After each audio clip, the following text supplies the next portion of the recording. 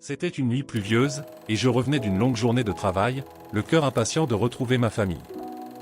Mais ce qui m'attendait n'était pas le calme de ma maison, mais un moment qui allait transformer ma vie à jamais. En une fraction de seconde, un accident m'a projeté dans une réalité que les mots humains ne peuvent pleinement décrire. C'était comme si l'obscurité de ce monde avait cédé la place à une lumière infinie, vivante et enveloppante.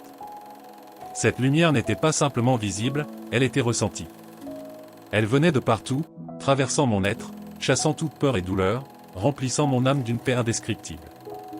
Et au cœur de cette lumière, j'ai entendu une voix qui a fait vibrer chaque fibre de mon âme, « Erika, je suis avec toi ». Cette voix, douce mais puissante, était celle de Jésus. En un instant, je savais que j'étais devant lui, la source de tout amour et de toute vie. Son regard, bien que voilé par l'intensité de la lumière, me transperçait d'une connaissance parfaite de qui j'étais. Chaque peur, chaque faute, chaque moment d'incertitude que j'avais porté disparaissait sous l'immensité de son amour. Il n'y avait aucun jugement, seulement une compréhension infinie et un amour inconditionnel. À ce moment-là, tout semblait s'arrêter. Plus rien n'avait d'importance, sauf cette connexion avec lui, ce sentiment que mon existence avait enfin trouvé son sens. C'est alors qu'il parla à nouveau, et sa voix résonna comme une prière écrite dans les cieux. « Mon enfant, je t'ai appelé ici pour te révéler une vérité qui doit être partagée avec mes enfants. Beaucoup sont endormis et ne voient pas ce qui vient. Mais toi, tu es choisi pour porter ce message.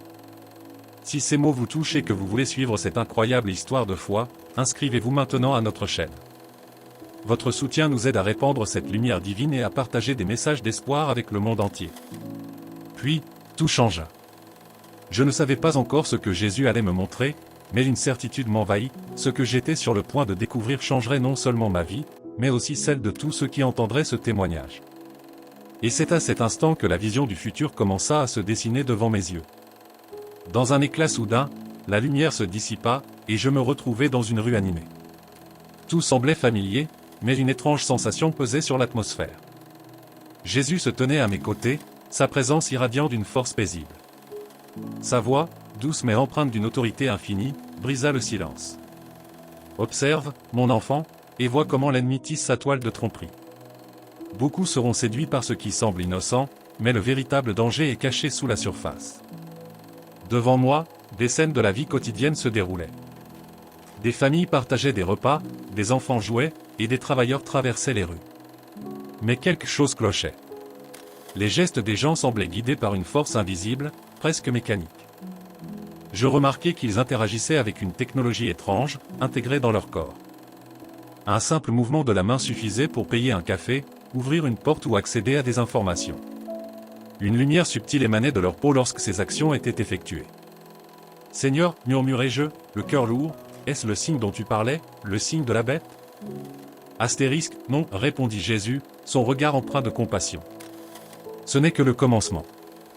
Regarde comment l'ennemi prépare les cœurs et les esprits, lentement, subtilement, en enrobant ses pièges d'un faux sentiment de sécurité.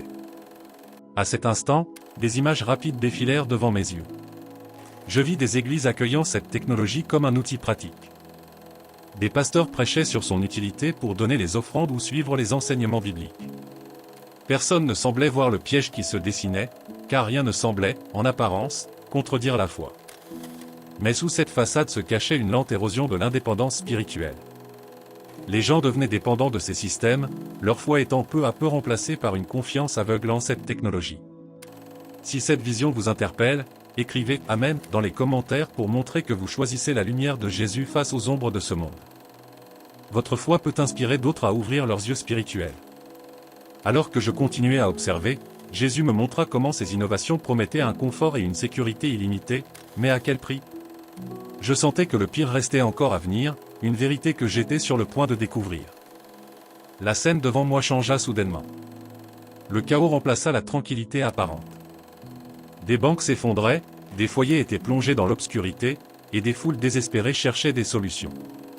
Jésus, debout à mes côtés, parla avec une gravité douce mais ferme. « Regarde, mon enfant. Voilà comment l'ennemi introduira le véritable piège.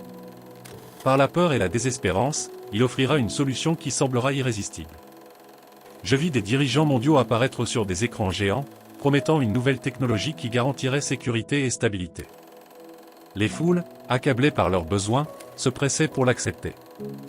Cette technologie n'était plus une simple commodité, elle devenait une nécessité, une condition pour acheter, vendre, et même exister dans cette société.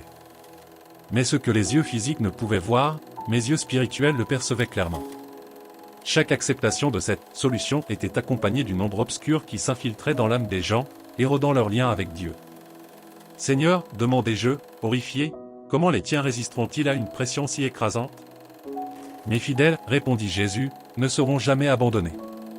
Je les fortifierai, je les protégerai et je pourvoirai à leurs besoins. Leur foi sera leur plus grande arme, et leur lumière brillera dans les ténèbres. » Je vis alors un contraste frappant. Tandis que certains se laissaient séduire par les promesses du monde, d'autres, fidèles à Jésus, formaient des communautés. Ils partageaient leurs ressources, priaient ensemble, et faisaient preuve d'une paix surnaturelle malgré les tribulations. Des miracles se produisaient parmi eux, la nourriture se multipliait, les besoins étaient comblés, et leur foi illuminait leur entourage.